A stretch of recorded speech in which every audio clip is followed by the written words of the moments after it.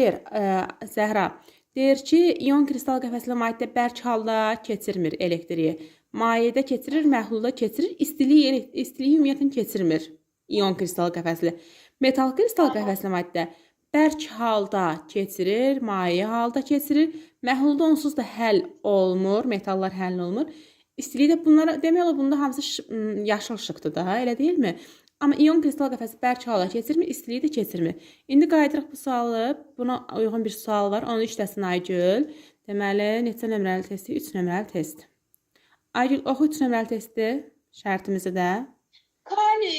Kalsiyum, bromid birləşməsinə aid xüsusiyyətlər müəyyən edilir. Yəni, bərk halda elektrik cərəyanı keçirir. Müəllim, xeyr, bərk halda elektrik cərəyanı keçirmir. Bu yanlış fikirdir. Deyir ki, burada həm də müəllim, kalsiyum, bromid, burada biri metaldır kalsiyum, brom da qeyri-metaldır. Burada ion rabitəsi əmələ gətirir. Və ion kristal qəfəsi. Bərk halda elektrik cərəyanı keçirmir. Amma məhlulda keçirərdi elə. Bax, üçüncüdə deyir. Bəli, məhlulda keçirərdi. Bəs ikincisi nədir? Yüksək ərimə temperaturuna malikdir. Bəli, müəllim, yüksək ərimə temperaturuna Niyə? Çünki qeyri-molekulyar quruluşlu maddələrdə rabitələr daha, belə deyək də, qüvvətli olduğuna görə bunlar yüksək ərimə temperaturuna malikdir.